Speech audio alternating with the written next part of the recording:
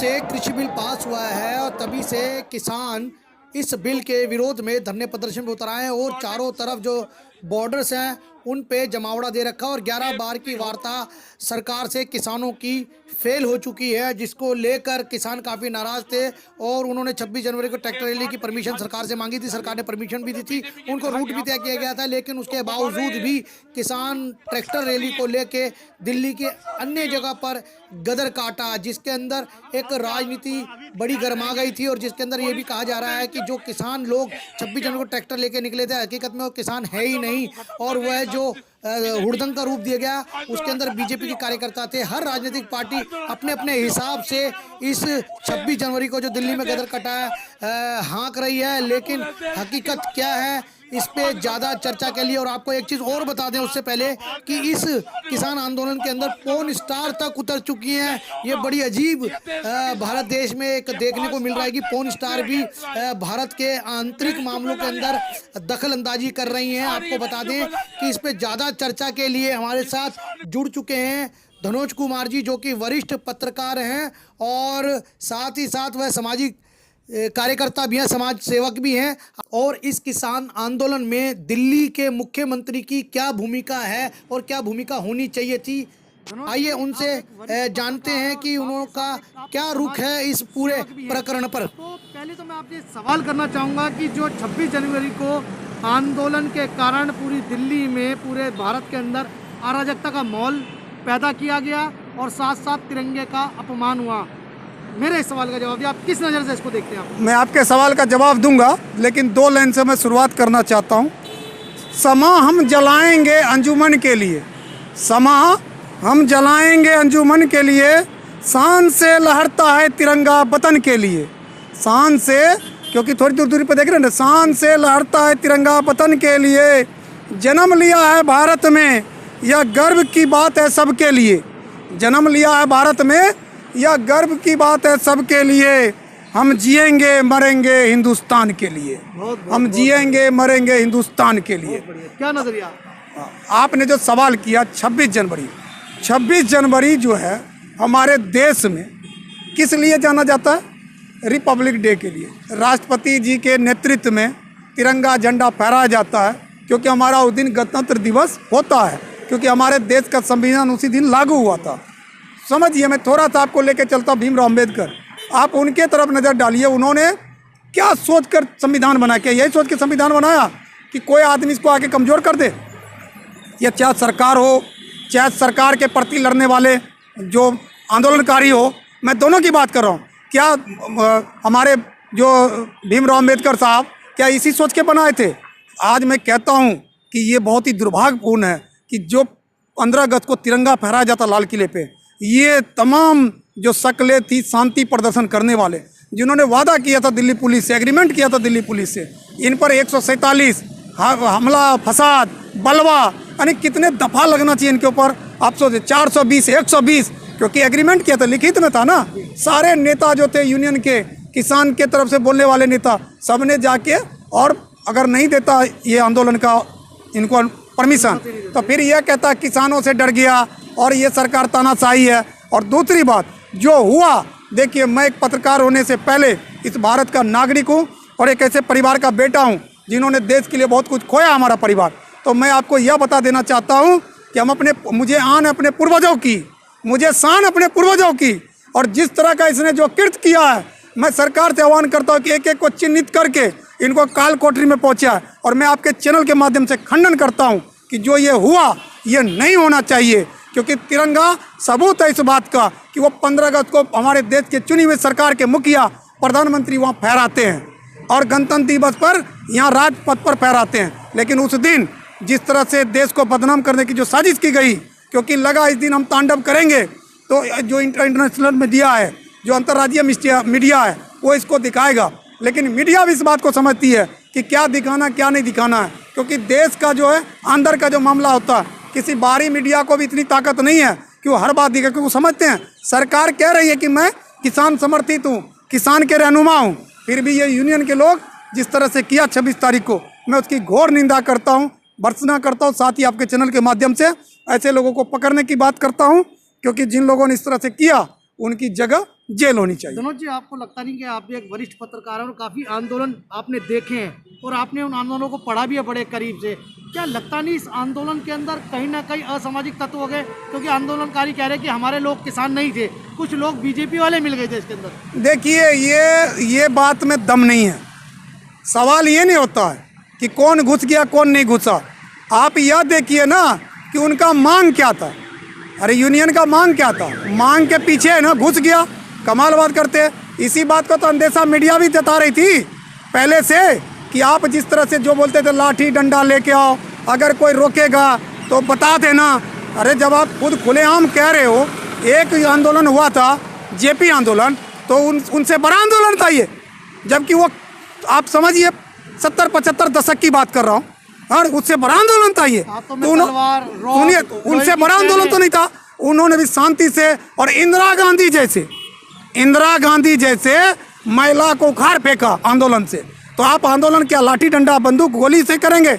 आप क्या पुलिस वाले को मारपीट करेंगे? और एक बात आपको बता दो, एक पत्रकार होने के नाते, जब परमिशन लिया जाता है तो उसके साथ चलने वाली पुलिस उसी का सुरक्षा करती है। और ये मैं नहीं कहता, संविधान कहता, कानून कहता है। जहाँ तक परमिशन लेते हैं, क्योंकि आप भी एक पत्रकार अच्छी तरह जानते हैं कि उनके सुरक्षा के लिए वो तमाम पुलिस वहाँ डिप्यूटेड किया गया था। और आप कैसे कह सकते हैं, अभी मान लीजिए मेरे सुरक्षा में जो होगा वो मुझे मारेगा? नहीं मारेगा ना, मुझे बचाएगा। तो कहने का मतलब है, ये लोग जय जवान जय किसान का नारा भी देता है, लेकिन जय किसान जय जवान पर कितना हमला किया, और जय जवान ने एक भी हमला का जवाब नहीं दिया। उन्होंने डंडा खाता रहा और कूदता रहा, अपने आप को बचाता रहा। कितने के सर फट गए, यानी इवन एसएचओ तक को सर पे तलवारें लगी। मान के अगर सही काउंटिंग होगी तो और ज़्यादा होगी। ये तो थोड़ा सा बचा लिया जाता है, क्योंकि इतना में फिर भी बहुत लोगों का हठधर्मिता देखिए, फिर चक्का जाम। तो क्या लग नहीं रहा आपको कि जो पुलिस हमारी थी और हमारे जो जवान थे, उन्होंने कितना कुछ सहा इस आंदोलन में, मार खाते रहे, लेकिन उन्होंने पलट के कभी वार नहीं किया किसानों के? देखिए, ये बात सत्य है। पुलिस जो है केंद्र सरकार के अधीन है, उनको आदेश ही नहीं था। उनको आदेश था कि संयम से रहो। तो अनुशासन का पालन करना, तेरी हिफाजत मेरी हिफाजत करती है वर्दी, रहे सलामत सबकी खिदमत करती है वर्दी। तो आपने जम्मू कश्मीर में देखा होगा, जब सेना मार खाकर खिदमत किया जम्मू कश्मीर वालों का, तो क्या हुआ? वहाँ आया ना आज शांति।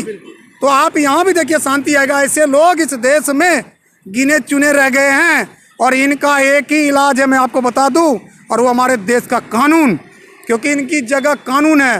तो ये जो फिर से मैं कहना चाहता हूँ, तेरी हिफाजत मेरी हिफाजत करती है वर्दी, रहे सलामत सबकी खिदमत करती है वर्दी।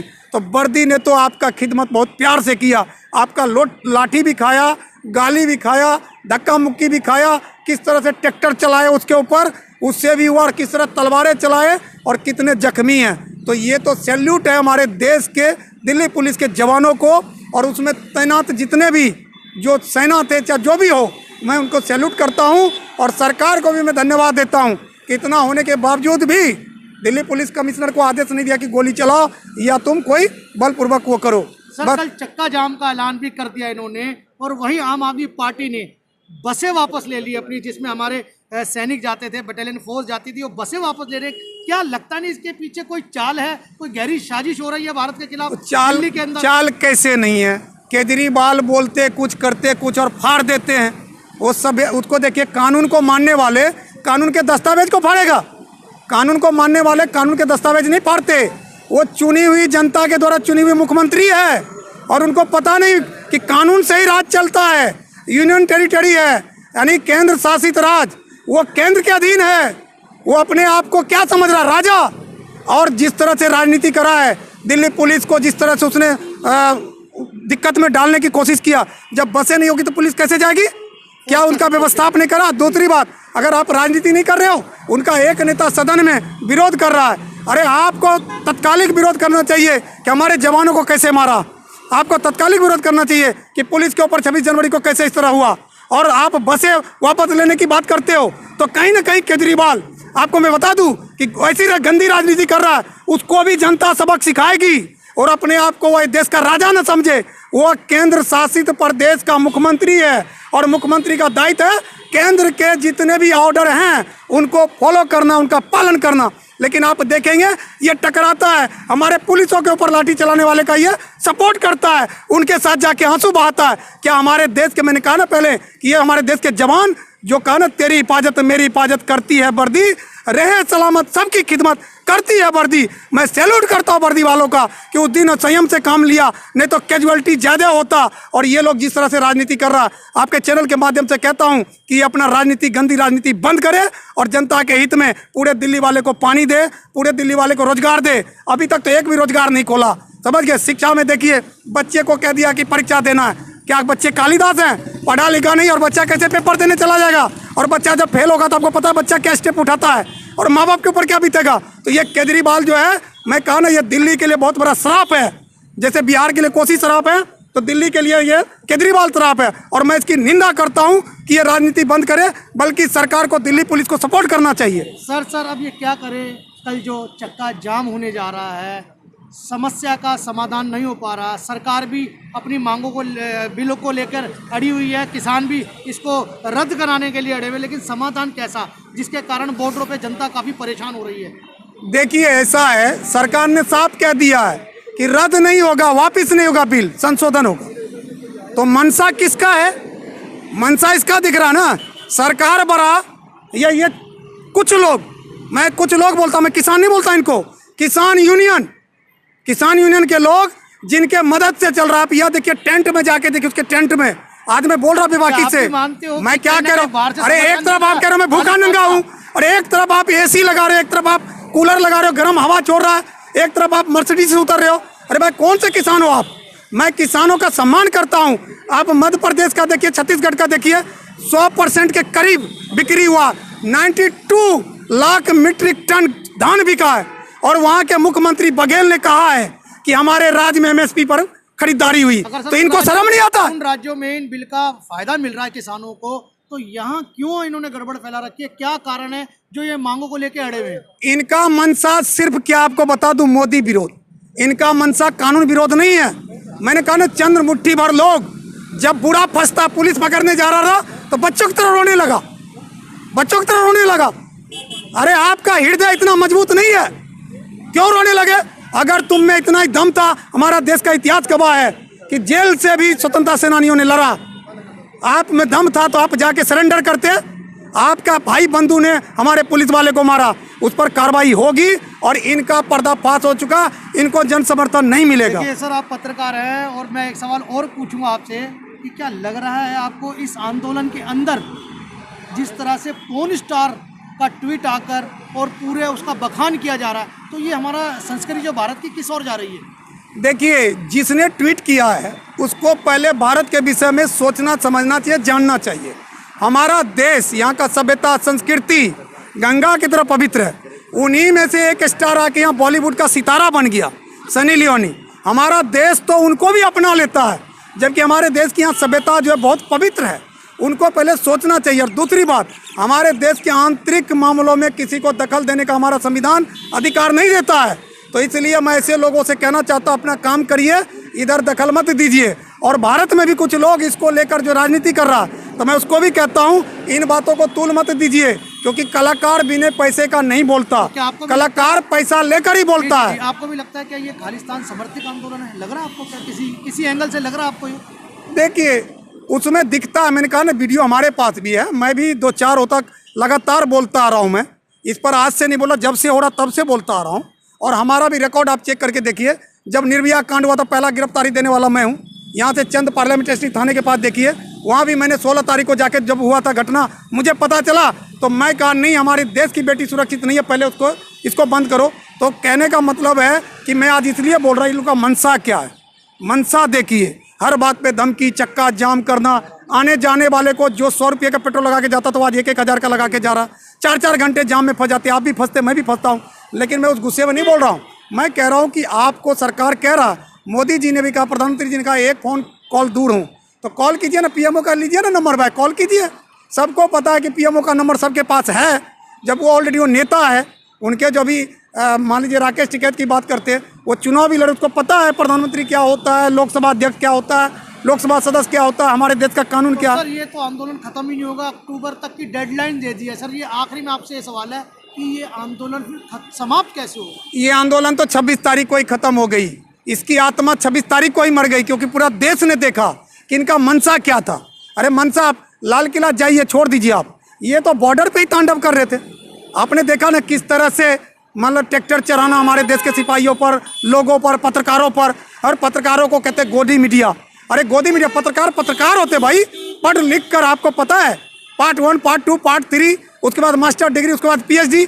आप समझते यहाँ तक पहुँचने के लिए कितनी मेहनत हमें करना पड़ा, हमें मालूम है। और हम जैसे लाखों पत्रकार जान जोखिम में डालकर, अभी मैं घर से निकला जाऊँगा, मेरे ऊपर क्या होगा मुझे खुद नहीं पता, और ऐसे पत्रकार को आप गोदी मीडिया कह देते हैं। आखिरी में हमारे व्यूअर्स को क्या कहना चाहेंगे, किसान आंदोलन क्या रूप ले रखा? देखिए, आपके व्यूअर्स से मैं यही कहना चाहूँगा कि आप लोग भी इन लोगों को बताएं कि भाई देखिए, जब एक राज्य में पूरा MSP के तहत किसान खुश है तो इस कानून को पहले लागू होने दीजिए, इस कानून को समझिए। सरकार भी कहती है कि आपको जब ठीक नहीं लगेगा तो हम कहीं जा नहीं रहे हैं, आप हमें फिर बोलिए। कहने का मतलब 18 महीना सस्पेंड करने की भी बात किया। तो आप इन चीज़ों में व्यूअर्स से कहना चाहता हूँ कि किसान यूनियन को वो उनकी आत्मा को जगा, उनको बताए कि आप जो कर रहे हो वो न्याय संगत नहीं है। लड़ाई धमकी देकर नहीं लड़ी जाती है। आप, मैं मानता हूँ, आप वाणी में ओजस रखिए, लेकिन हाथों में डंडा मत रखिए, तलवारें मत रखिए। और आप शांति से, क्योंकि इसी देश में महात्मा गांधी पैदा लिए, वो भी बड़े बड़े लड़ाई लड़े, लेकिन सत्य अहिंसा के रास्ते से। तो आप उनको मानने वाले हैं, क्योंकि विपक्ष में एक पार्टी है जो उनका विचारधारा ही वही है। ऐसे पार्टी भी सपोर्ट कर रहा है और संसद में भी आवाज़ उठा रहा। तो मैं ऐसे पार्टी से भी कहना चाहता हूँ कि महात्मा गांधी की आत्मा को मत कुचलिए, उनके आत्मा पर पैदल मत चलिए, ट्रैक्टर मत चलाइए, मर्सिडीज मत चलाइए, थार मत चलाइए, और वो जो है बुलडोजर मत चलाइए। आप महात्मा गांधी के उसी भजन को लेके बैठिए। और व्यूअर से मैं यही कहना चाहता हूँ कि आप लोग सत्य और असत्य के बीच का रास्ता ढूंढिए।